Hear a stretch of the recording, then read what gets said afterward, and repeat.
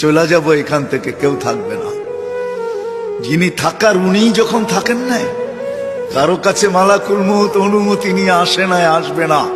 শুধু একজন মুহাম্মদুর রাসূলুল্লাহ সাল্লাল্লাহু আলাইহি ওয়াসাল্লামের কাছে মালাকুল মউত যখন আসছেন, তো আল্লাহ বলছে বন্ধুর কাছে অনুমতি নিয়ে ঢুকবে। অনুমতি দিলে ঢুকবে, নাইলে ফিরে আসবে।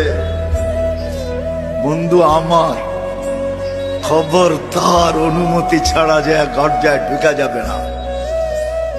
আমাদের কারো কাছে অনুমতি নিয়ে আসবে না, ওনার কাছে অনুমতি নিয়ে গেছেন।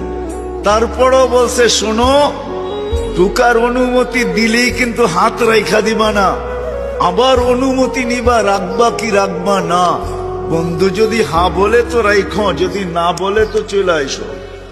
না বন্ধু আমার। কার বন্ধু? হ্যাঁ, কার বন্ধু? হাবিবুল্লাহ।